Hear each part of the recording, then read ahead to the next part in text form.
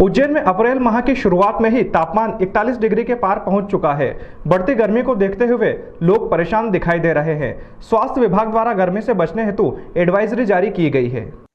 धार्मिक नगरी उज्जैन में अप्रैल के पहले सप्ताह में ही तेज गर्मी का दौर शुरू होने के कारण दोपहर के समय लोग जरूरी काम होने पर ही घर से निकल रहे हैं।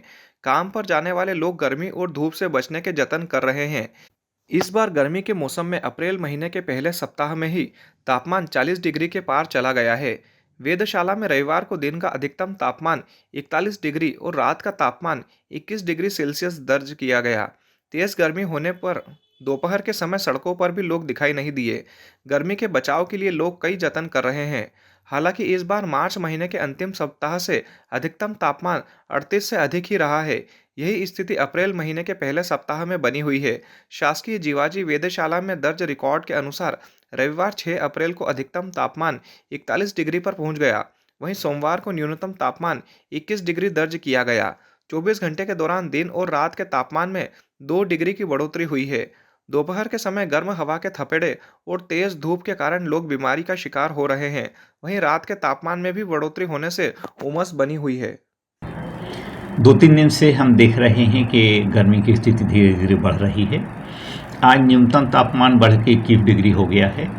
अधिकतम तापमान भी बढ़ के 42 डिग्री हो गया है, जो इस सीजन का सबसे अधिक तापमान है। कारण ये है कि उत्तर पश्चिमी जो गर्म हवाएं आ रही हैं, उसके कारण तापमान बढ़ रहा है। पिछले कब तक तापमान रिकॉर्ड रहा है उज्जैन में? कितना तापमान रहा है उज्जैन में? अगर रिकॉर्ड देखें तो 46 डिग्री तक तापमान रहा है, जो 21 मई 2010 को रहा है। फिर अलग अलग वर्षों में देखें तो 2015 में 45 डिग्री रहा है, 16 में 45.5 रहा है, 19 में 45 डिग्री रहा है और पिछले साल 2024 में भी 45 डिग्री तापमान हुआ है। तापमान आगे बढ़ सकता है?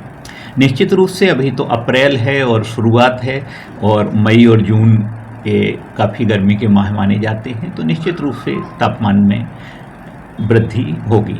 सर, लू और यहाँ पर कैसी रहती है? हाँ, लू के संदर्भ में थोड़ा सा स्पष्ट करना चाहेंगे कि हमारा जो पूरा मालवा बेल्ट है वो समुद्र तल से लगभग 500 मीटर से ज़्यादा ऊंचाई पर है।